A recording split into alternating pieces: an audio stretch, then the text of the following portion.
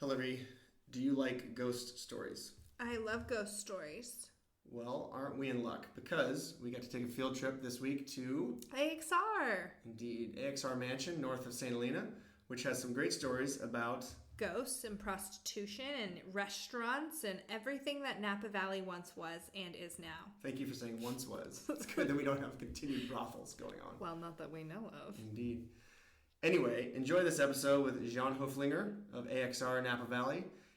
And we'd like to remind you this is the podcast with low production quality but high authenticity. Enjoy.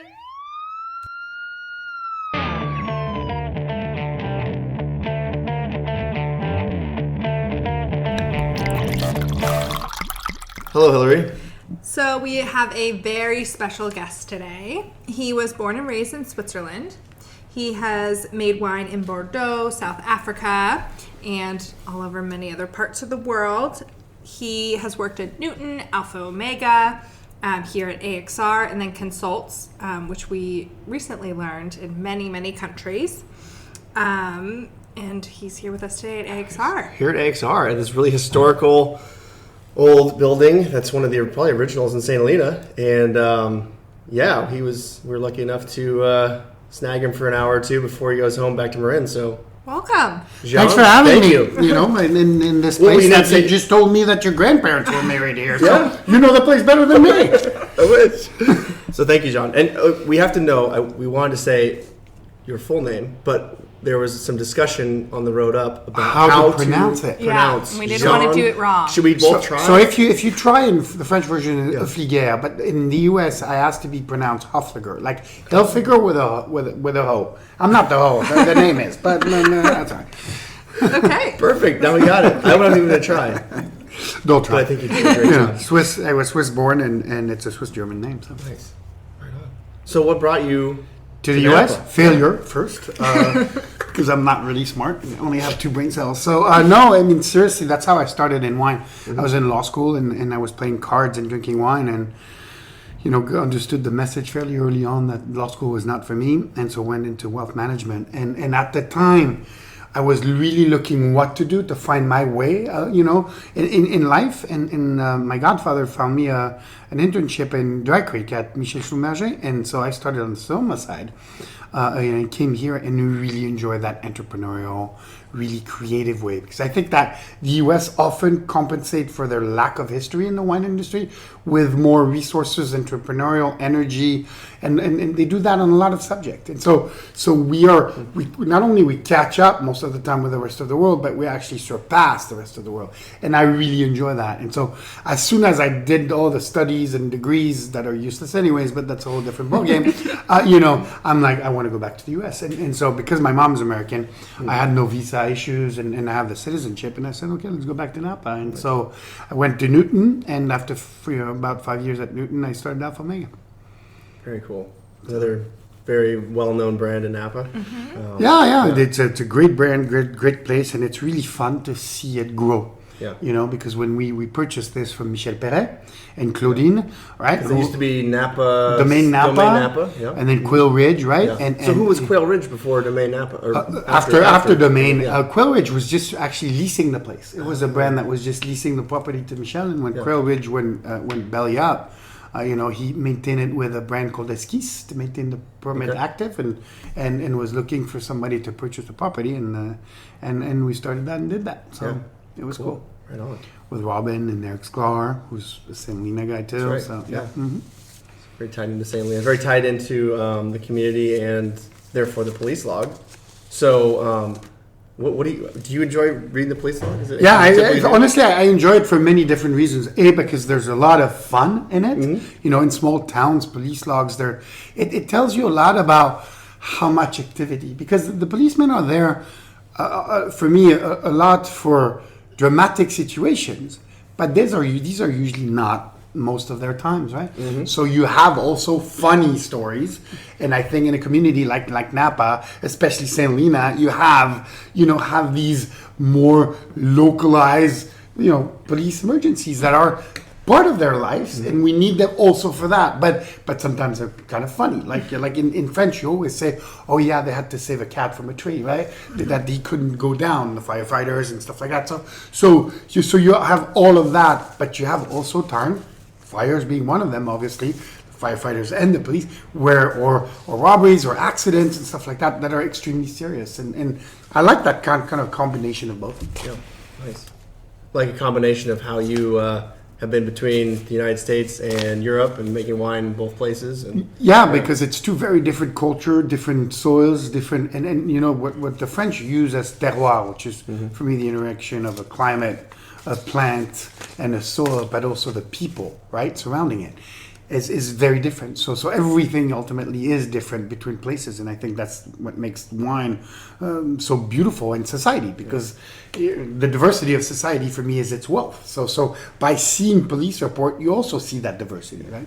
Yeah, you see what makes a place tick. Yeah. Well, So what makes this place tick, Hill? well, some person did not know what made this place tick. A caller, this was 9:40 at night. A caller, we're doing April 2021 police log with some next door snippets also from Perfect. April. Wonderful. A caller in Spring Mountain Road said she was lost and didn't know how she'd gotten there or what was happening. Police then came and arrested the 23-year-old Santa Rosa woman on suspicion of mail theft, possession of burglary tools, and drug possession. Sweet. Maybe you shouldn't have called the police on yourself. Yeah, that might not have been the best choice she made, but it also kind of screams under the influence of something. Yes. And when I read such a report, I don't think it was wine. No. But who knows, you know? No. And I wonder what they consider a burglary tool. Because a lot of things you could use to break into a house. A bottle of wine? Break in that way? You know what I mean? Like what specifically I don't know. is like they look at this, they're like, oh, that's a burglary A rock tool. could be a burglary. Yeah, that's what I mean. But maybe she's like, Or your worst enemy, you can throw him really hard through the window, And and then then you can there you break go. in. You can break in, you know? exactly.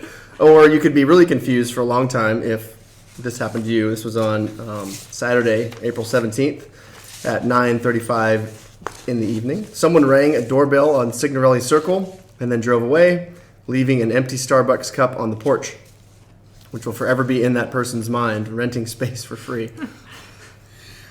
Don't you guys used to do that?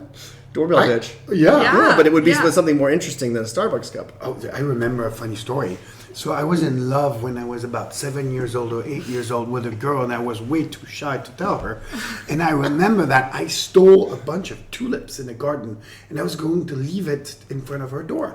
But I was so scared that I ran to the door, hit the doorbell, and found out that all the flowers lost their petals while I was running. But it was too late because I already rang the bell. So I just put the things and ran away. Yeah, that's kind of my story. So maybe- that should have probably been on that That should have log. been. Maybe someone was delivering a coffee and the same thing happened. All the coffee spilled spilled out by the Yeah. time they got there. Maybe it was a Did your love dating story. life improve after? Hopefully, I've got 3 kids to show it, so I think I know how to check if petals are still on the stem. So you live in Marin with your family. I live in Nevada, California, because when I moved to the U.S., my wife at the time needed to go work in the city, and the kids are at the French school in San Francisco. So, I mean, logistically, it was just impossible to be up in Napa. You know, so. So you have a little bit of time to listen to podcasts as you Yeah, travel every day. and most importantly, every morning I'm an early bird. You know, I come up, it's 5 a.m. or less, and I talk to Europe.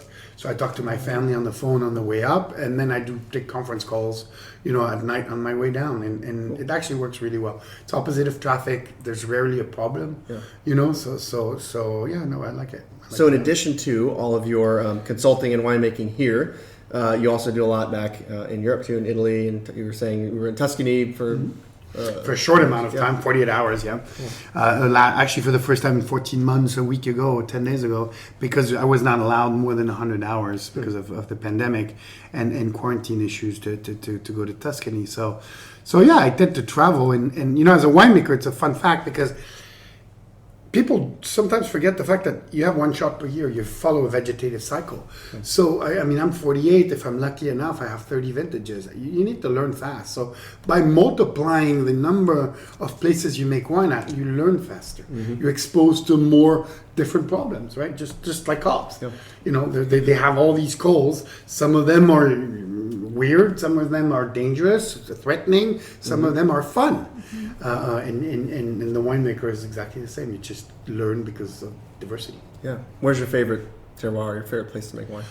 There's something really special. Like your favorite child, I get it. Yeah, but there's something really special about Napa. I mean, the geological formation of Napa is really special. I mean, there's 120 some soil variation in a small geographical location that brings you all the diversity you need. So Napa's worst enemy is heat, without a doubt.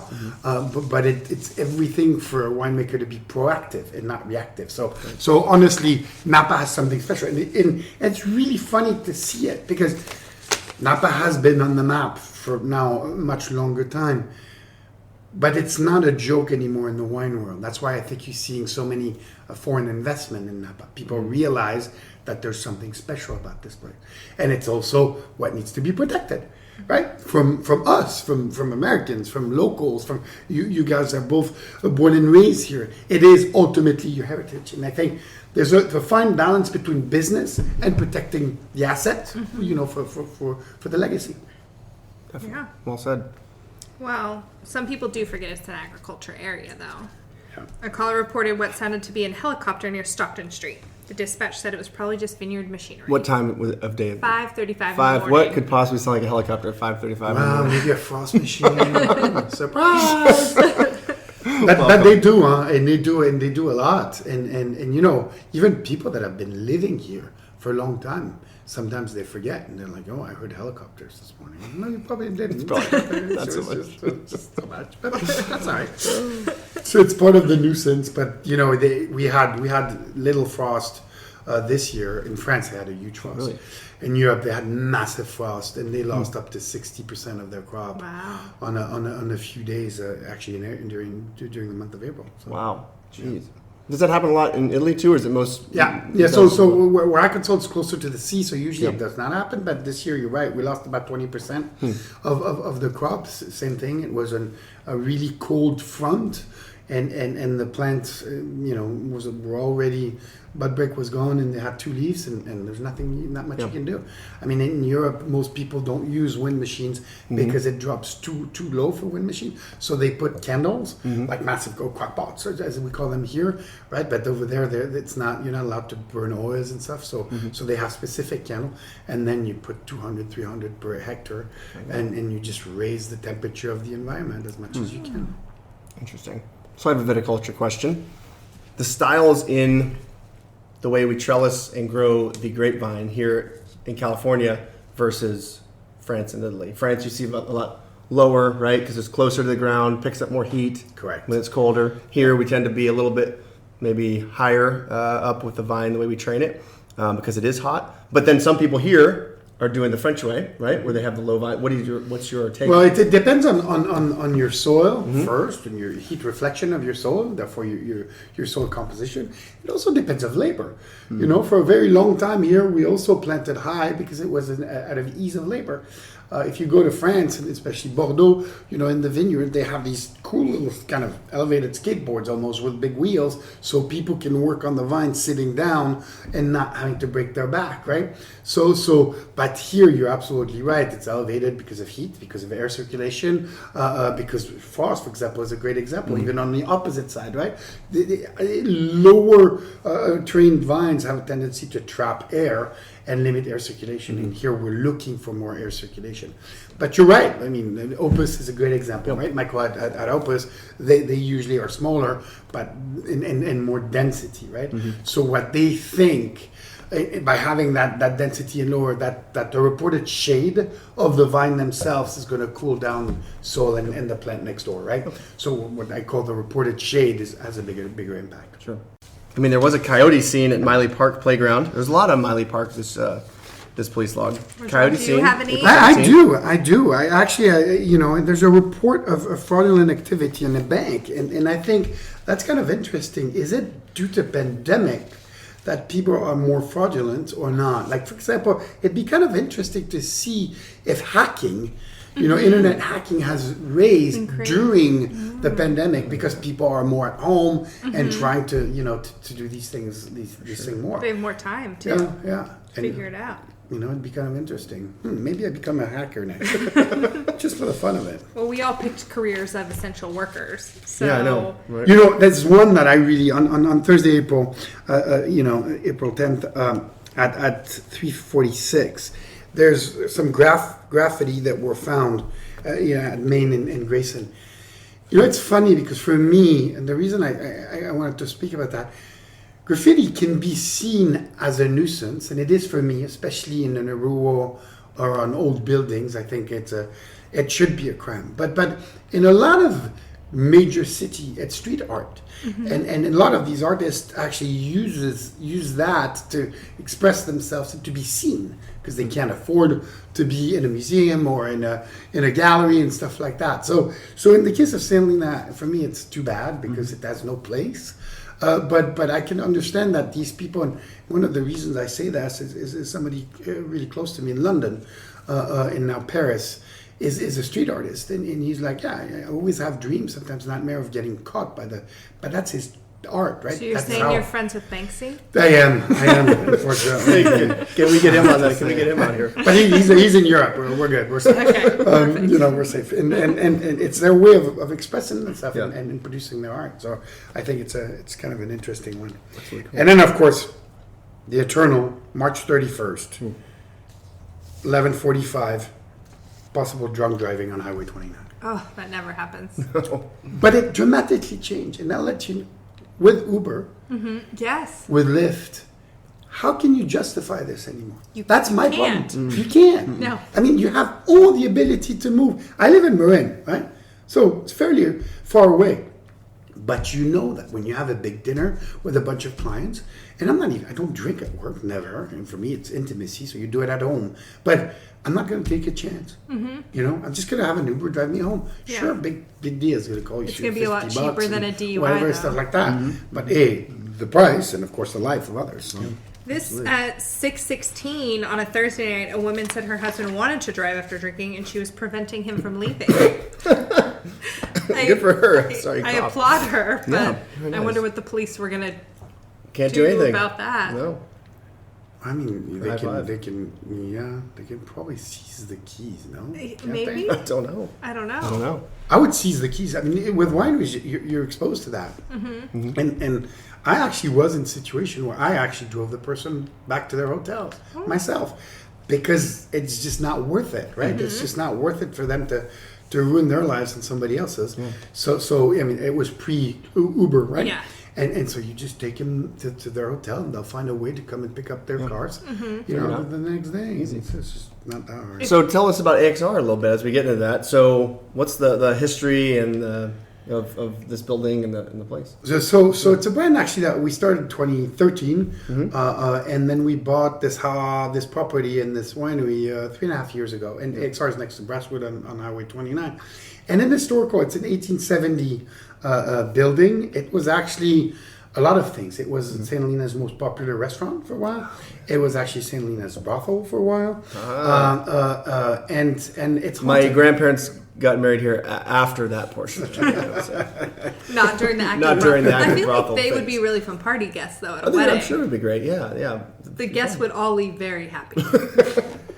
And honestly, a lot of women in Helena didn't want their guys to come here and go to the restaurant, the brothel, and because they knew the reputation of that place.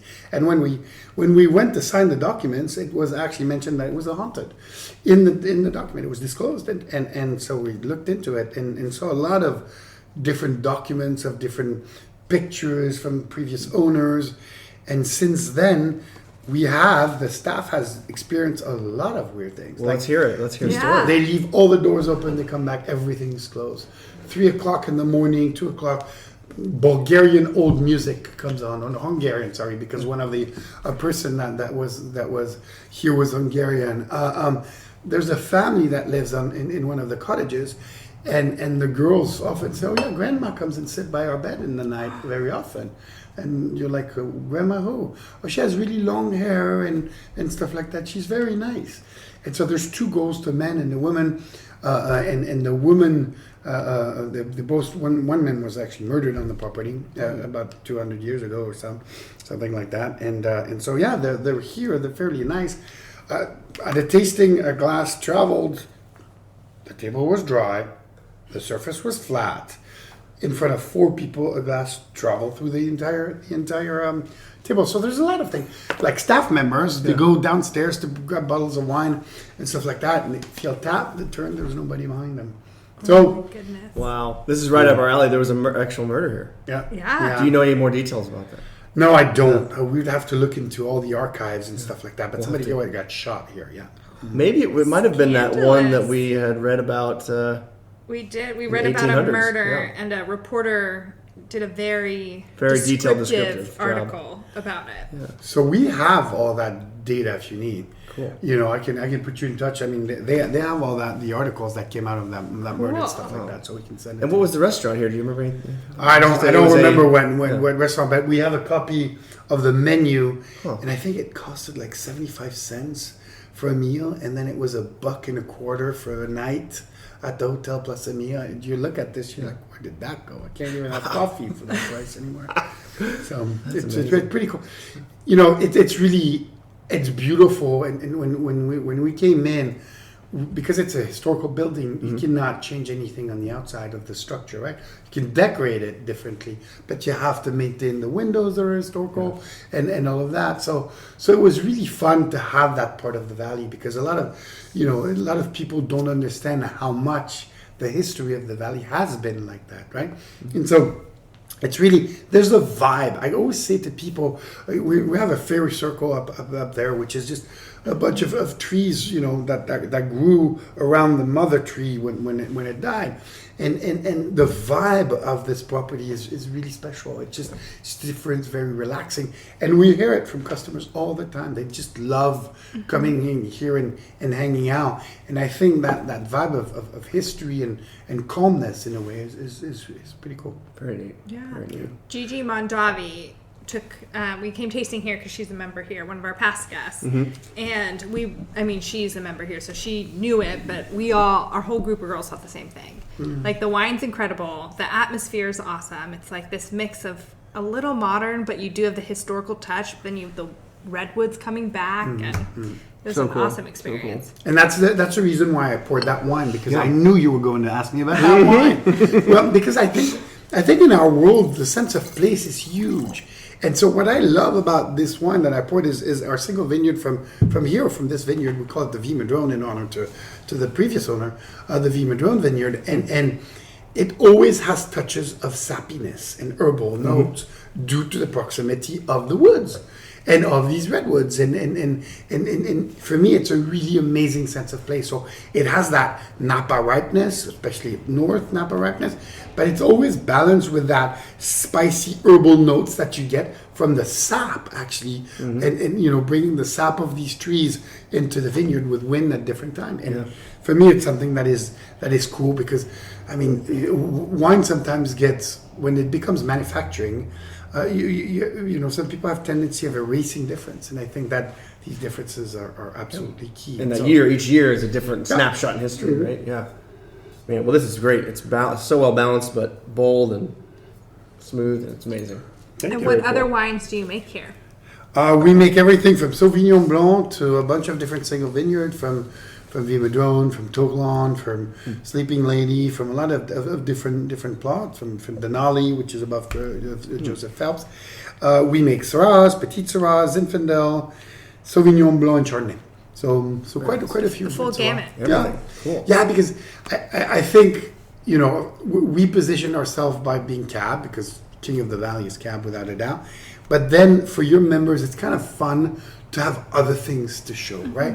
And I'll tell you, the latest one we did is a Syrah, and the previous years I made these, I call them Alban Syrah, which I love in wine. It's really dense, round, you know, extracted Syrah. And last year I'm done. I'm going to do completely different stuff, and I do 12% alcohol Syrah, and it was much more lean and fresh and higher acidity. And people love, if you explain to them, here's what I tried, would you like it? So they like being educated in a way, and coming with you on the ride, right? They just enjoy the ride, and I like that quite a bit. That's great. Do you so on that stylistic difference, do you think you see Napa making a change from those big power cabs almost to shift to a more kind of restrained style, or is it still just that there's enough for everyone? What do you think? I think that, like every new culture, Napa, the U.S. goes through trends. When you go through trends, you tend to go too far. And I think in the 90s and 2000, there's a bunch of producers in this valley that went way too far in the juicy, fruity, forgetting the backbone and the skeleton of a wine is acidity and tannins. And so they're coming back the other way, right? Some of them will push too far, go back to 12% alcohol, green, tannins and stuff like that. Yeah, you don't need to have the right amount of acidity and tannin. But for sure, we're trending into balance. So we'll go and settle in the middle, you know, where wines have that balance. But look, the beauty of this valley is its location as well. We're in a valley that has higher temperature and that shows this beautiful density and extraction. But we need wines that age because every legacy is built through time. So you need ageability in wine. People that think that it's an instant gratification product. Okay, yeah, the market, it's true, drinks 95% of their wines within 48 hours of their purchase.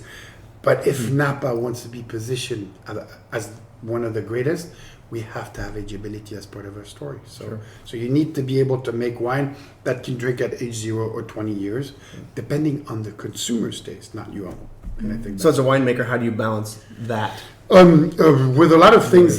So the most work that I've done over the last 15 years is on a phenomenon called polymerization, and it's really how tannins bind with one another or other component to interact differently with your saliva.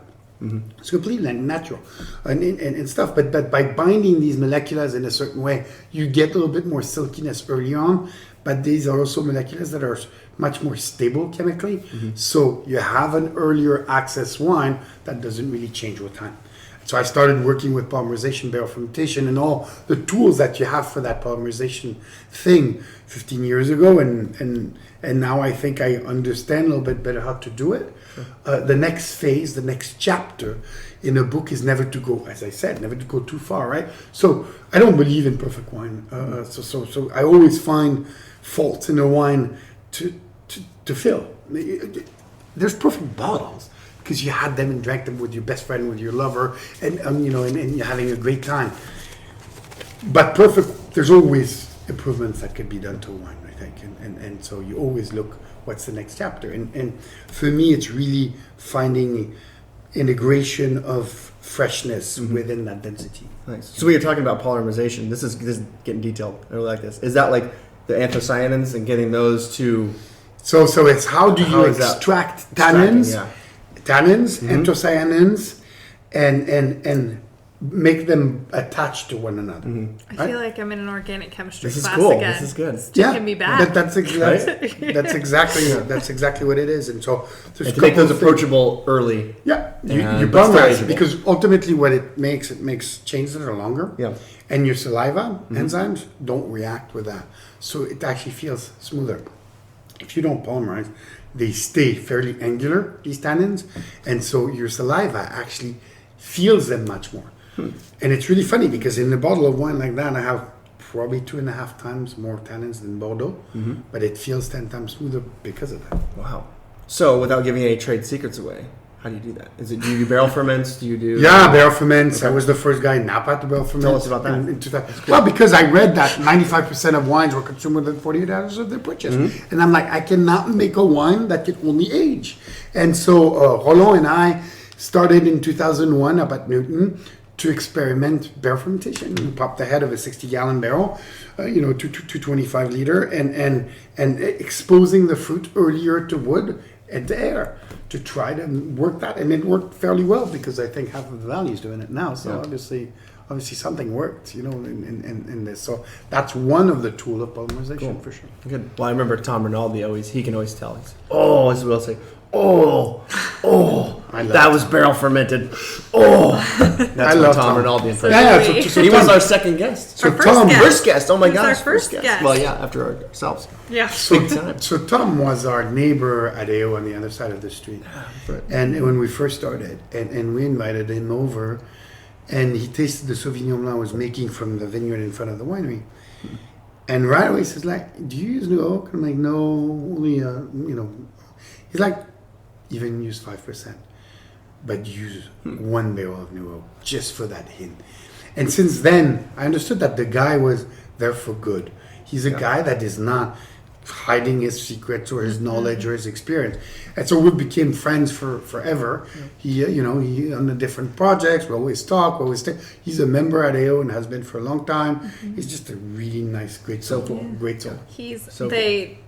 I was never like officially baptized, but him and his wife Beverly are my fairy godparents. Yeah, that's awesome. Fairy god. Never officially, were you unofficially baptized? So, no. My parents were like, there's no hope for her. So I got fairy godparents instead of like Catholic godparents, I guess. That's cool. Will she give you a coach made of a pumpkin to ride around in? I wish. Okay. Do you have glass slippers? Hillary has a lot of shoes, so she probably has a glass slipper. Are you a shoe fetish? I'm not a fetish, but I appreciate a good pair of designer nice shoes. She I likes to don't things. have glass. I think with my clumsiness, I would not. You would break them? Yeah. I At would least not. 50% of the time, Hillary spills a glass of wine at these. Or something. So far, we're doing good. I've been doing, I've been on my impressed. best behavior. Yeah. Good for you. I ran into a screen door the other night, so It happens. It happens to the best of us. I can't say anything. Well, report of 5 or 6 people gathering by a dirt lot on Hollis Lane. I don't know where that is. Do you? No, I I don't. don't either. The caller said it seemed like they might be setting up for a party. Uh-oh. Oh, nonsense. They told police they were setting up for a road trip. Funny. But still, aren't we allowed to have parties Is of there not parties? more I guess. than 5 or 6 people? I think, I hope so. I invited a Vaccinated, lot ready to more go. than that to my birthday Well, party. here's a guy that will not be getting an invite to the party. Saturday, April 17th at 7:50 at night. Report of a man flipping people off and calling them names outside of a Hunt Avenue store. Police detained the 28-year-old St. Helena man on suspicion of public intoxication. That's probably my good old friend Benoit. That has to be. Oh no, wait. Benoit is older than 28. It can't be him. So maybe it's Chris Phelps. It could be. Oh no, He he's looks young. much older. He looks young though. Or, yeah. We won't Maybe say Josh. Josh. Who It could be knows? Josh. Yeah, it could be Josh. Very, very possibly. We'll talk to him. Hunt Avenue. He was just headed to Safeway to, do a beer run. Well, a woman reported being attacked by bees on Laguna Seca Court. She hadn't been stung and didn't need medical attention, so police gave her the number of a beekeeper.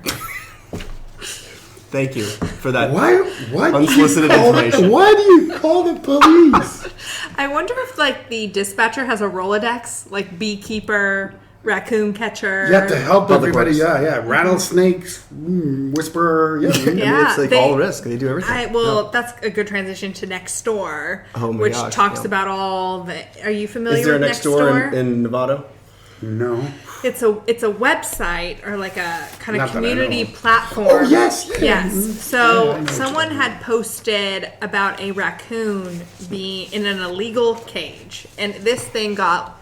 Do you have this? I have it saved on my phone. A good 50 comments, and people were outraged that the raccoon was caged. It was getting help at a local veterinarian, and people were asking for updates on the raccoon.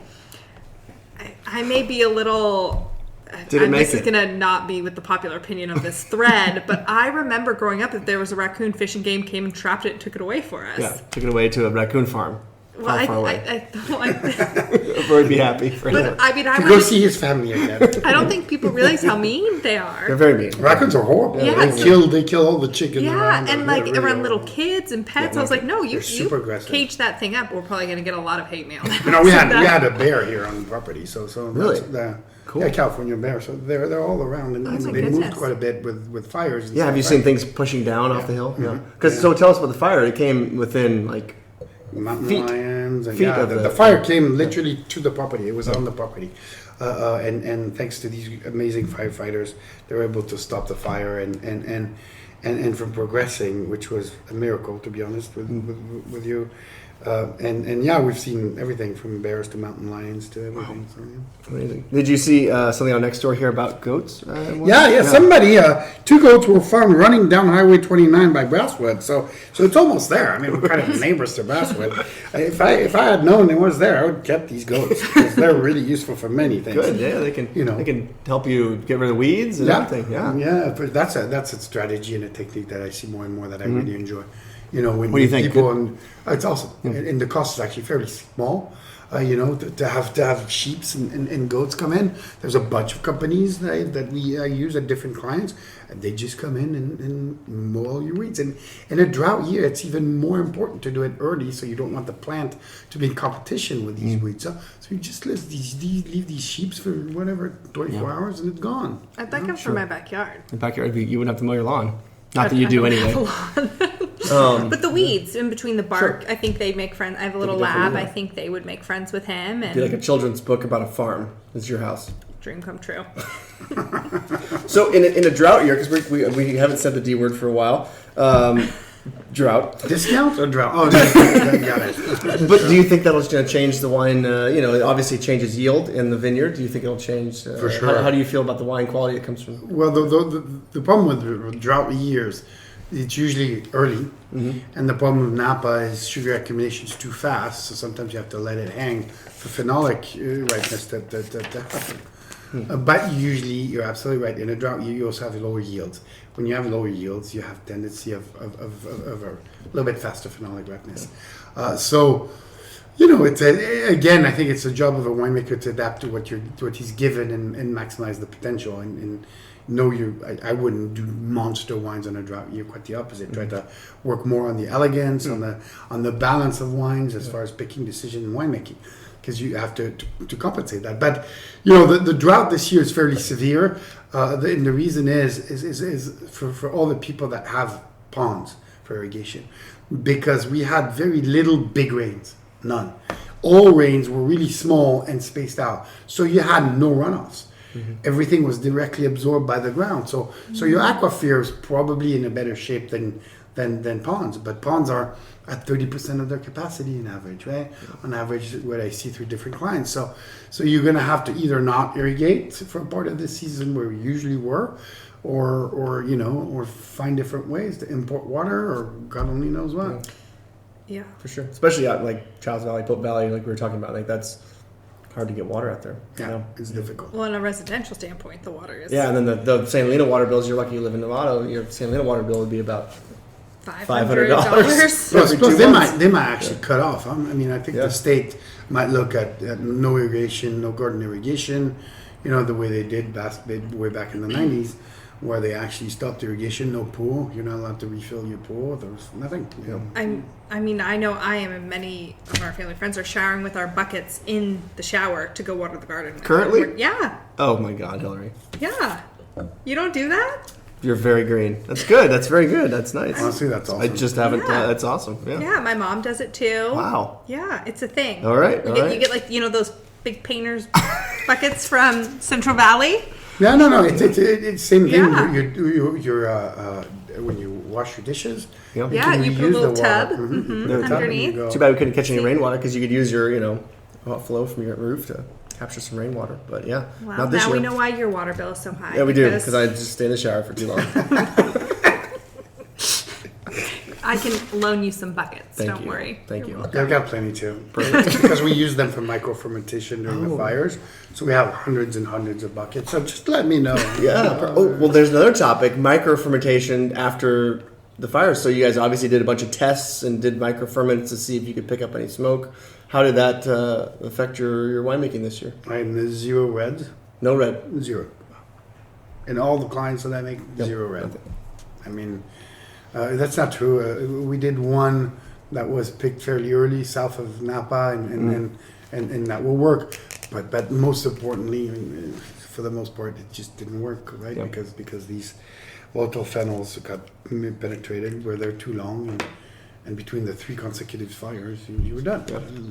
I'm sold. And so I think when you deliver high quality products, it's much harder to make one. But I know stories.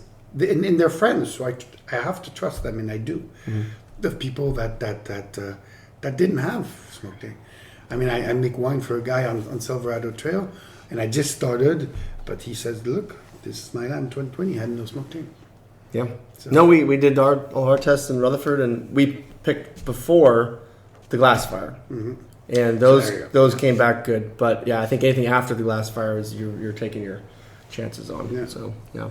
Wow. Well, that's tough you lost the whole vintage basically. Yeah, But, it's sad. yeah. Honestly, it's sad. Most importantly for the morale. I mean, you know how it is.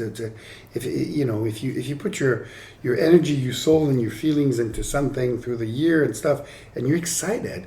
I remember after during the first part of the fire, still going in the vineyard, tasting grapes, and they taste delicious. 2020 was a great vintage. It was really getting ready to be something special, and then it switched. So you're kind of sad not to be able to create, right? To make something out of that. Yeah.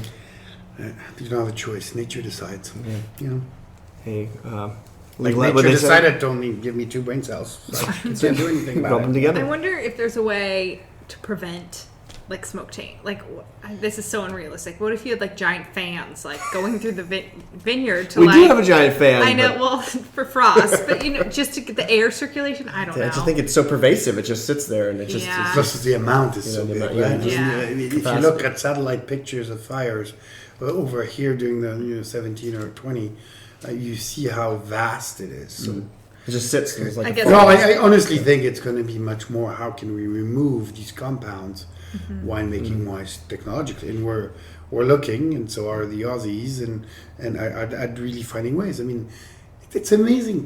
People don't realize ETS, for example, finally came up with a test where you can analyze the potential compounds pre-fermentation. So we don't have to do these analysis, and we have a much more instant knowledge of the grapes. But they came literally at the end, kind of the end of the fires were done, and because they looked so much into it, and were able to discover and find ways to do it. So even though the wine industry is something that has been here for hundreds and thousands of years, the technology, the science behind it is really now. It's the last 50 years to now, really. So it's cool. We're progressing. Very nice. Yeah. Just get out there and fight those fires for us, Chris. Okay. We'll see. Yeah, if you could, that'd be awesome. That's the first Make priority. sure Stop you get the a good fire. night's sleep and just go out and. So, Chris, I have a question for you. Oh, this is good. Turning it around. I like it. Let's hear it. when is the roundabout going to appear in Rutherford? Yeah. That's a good question. We've talked a lot about the Rutherford Depot. The wine train has plans. There's other ideas about those plans. The roundabout's key to fix that driveway between Inglenook and Rutherford Road, right? Because it's offset. But the Rutherford Depot is one of the oldest and most historical That's awesome. It's a depots great- in the county, in the valley, and beautiful. I really hope we can save it. And the Rutherford Dust Society, here's my plug, is doing a great job to try and come up with a plan to help partner with the wine train, or try to at least encourage them to keep it original and keep it historical, and we'll see. But there's been a lot of interest lately from the community on what's going to happen there. It's in the Ag Preserve, which is obviously a challenge. It's a great place. Did you But propose it's so cool. a 911 wine gift shop? Well, of course, that's part of it. Yeah, the 911 gift shop and headquarters will be there. Perfect. A Yeah. recording studio. Everything. Yeah. Okay. Smart man. I'm impressed. But yeah, what do you think about it? Well, I mean, I think traffic along the highway is an issue through Napa, right? So I think it makes things easier. If you look at, it takes a while. I mean, somebody around this table that you guys might have heard on the mic that is not a male, not to mention any name, is working really close to the 2 new roundabouts in Napa, and they can hear from her office on a regular basis people honking who are not used to roundabouts, that don't know how to drive them, but they're actually really helping fluid traffic. Yeah. I mean, in Europe we've been using them for a really, really long time. It's just very fluid, and I think it's a good thing. Yeah, once you kind of get a hang of them. Yeah. I think what confuses people is like it's one and then another, and so with that close proximity of like, wait, I'm trying to exit, but I mean, I've driven them now a little bit, and I've gotten used to it. Cool. No, I think they're a great idea. I think it would actually, at first I was kind of not about it in Rutherford, because it's Rutherford, Oakville, the 2 planned ones, right? And I wasn't quite about it, but then, after I've seen how they work, and it would slow things down a little bit, and it would prevent those huge stack ups during traffic. I think it'd be great. Speaking of traffic, I can't segue this was not on my pile, but someone has a log about traffic in their police log. Oh, boy. Oh, look. Somebody called police because there was traffic? Here we go. Hey, how about this? Wednesday, April 14th, a man who'd been conducting traffic control. Is this the one? It wasn't near Howell that Mountain. one, but that's a good We're one. going to go with it. Howell Mountain and Silver Isle said an angry man got out of his car, yelled at the worker, then got back into his car, drove at the worker, almost hit him. The driver was described as a short Hispanic male wearing work glasses. So, anyway, angry people at traffic control points, apparently. The one I was thinking was 10 in the morning, and they said there was more traffic than normal at some point coming into the valley. And they should check it out. They wanted to check it out because they were concerned there was an obstacle. Again. There was no obstacle. Thank you, concerned citizen with a cell phone, which I think is one of the biggest detriments to our dispatchers now is concerned citizens with a cell phone, because they will call for anything. There's a guy, he's taking a nap. No, he's, they'll call the whole fire department for him. Or there's a raccoon in the road, and guess what? It's dead. It's dead. Before you know it. One of these these really mean raccoons. Yeah, don't cage him up and put it on next. So that was beautiful. Thursday, April 22nd, 9:41. Some cash was found on Pope Street. Oh, that's always. So how much cash do you need to find for it to be reported? Because if you find $5, I'm not going to report that. Nobody's going to report that. No. Does that mean 100, 1,000? Drug money. If it's anything Drug money? drug money. The cartel? Yeah. Full If I find a basket. A suitcase. No, I'm not even going to report that. It's going home with me, man. Are you kidding me? Until the cartel shows up at your front door. That's a good point. With guns. We know you have a... I do. How about some more crime? Does anybody have any other fun entries? Well, yeah. I mean, on April 25th, Sunday, at 6:33, the police were asked to stand by while a roommate moved out of a Valley View home after being aggressive and making threats. Oh. You ever had a bad roommate, Hill? Not one that was aggressive, but I've had a few. Just one that didn't do the dishes? Or? That's a story for another time. Long story. It's funny, in Europe, you don't have a roommate. Very little. Because most universities are within the town you grow up in, right? So within the region. So the amount of roommate you actually get, because you usually go home. Back to So you were born in Switzerland. Grew up where in Switzerland? Lausanne, next to Geneva. Okay, next to Geneva. And then you went to school there? Yep. Yep. Did school. University, everything? Yep. Everything there, and then decided to move. I mean, the first time I came in the U.S. was 1993 for an internship for a year and a half. Michel Schumacher, Hartford Court. Then I did my my travel and worked in a bunch of different places, did my study, and then came back again in 2001, moving in. Type of. And you learned winemaking in Switzerland or back in California? In Switzerland. The winemaking school was in Switzerland, in Changin, which is a school in between my town and Geneva, exactly 40 minutes drive. Cool. So it was pretty easy. That costed $700 per year, so it's not that bad. Oh, God. I got really... My degree was Wow. a touch more. Phenomenal. So, my sister did a PhD in psychology on the East Coast. $200,000. I'm like, what? I'm sure. Okay. Well. So if someone wanted to become a winemaker, what would you recommend? Old World like that, or the New World like UC Davis, or what? There's a lot of pluses? Davis, Fresno, Cal Poly, great schools. I would recommend for people to understand that your study will never make you a winemaker. And I think you're better off being a passionate, really true passion of wine more than a degree. And when I was in Bordeaux, I actually asked during an internship the winemaker, and I said, "So what do you think I should do? Right now, I'm a self-made guy. It's the third or fourth experience that I have. Should I go back to Switzerland and complete all the degrees or not?" And he says, "You should, as a safety net, but that's not going to teach you, how to make wine." And I tell the freshly graduated guys when they come for internship is when you're done with school is when you start learning. It's really fun, especially in the wine world. There's absolutely no doubt. You understand what molecular, you understand the chemistry behind it. You for sure don't know how to make wine. Yeah. So it's really kind of nice to understand because it stays a people's passion, right? Yep. I mean, it's all about the experience, the people that you work with, and it gives a whole different aspect to the equation. Very cool. So what do you think the most challenging thing about being a winemaker is, and the most rewarding? We're getting deep now in the last We throws. get to drink wine. That's okay. That would be. So I think the most challenging is different in the U.S. than in Europe, or was, because I think that in the U.S. there's a starification of winemakers. Mm-hmm.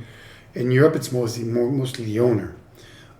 So to be perceived like that pushes sometimes people to have an ego that is unrealistic. Let's put it that way, right?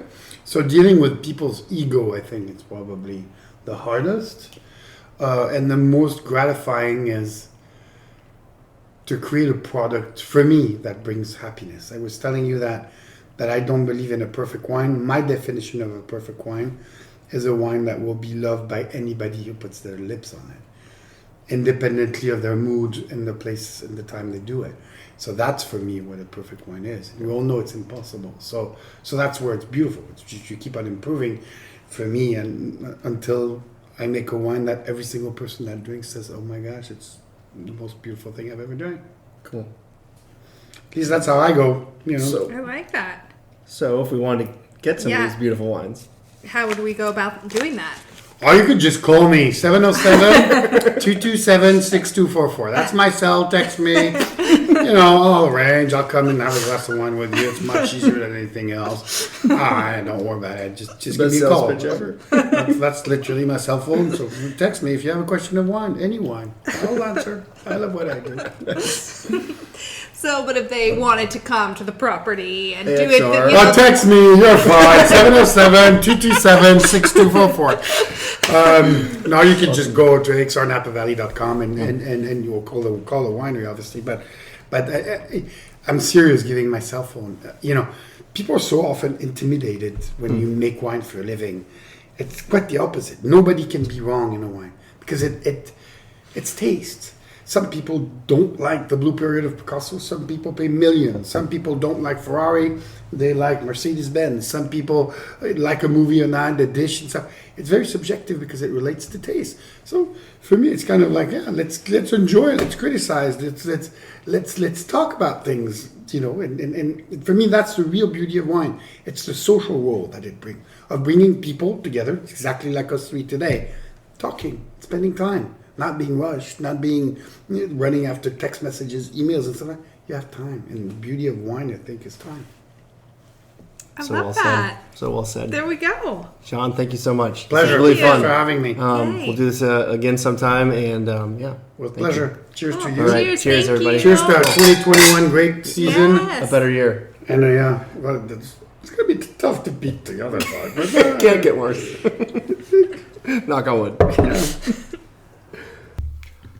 Well, Hillary, did you have fun? I had so much fun. We need to take field trips more often. I think we're doing well expanding our horizons. I think so too. We really made it outside of the city limits this time. It's perfect. Just to remind you all, thank you for listening to the podcast that Napa Valley didn't know it needed. We'll see you guys next month. Bye.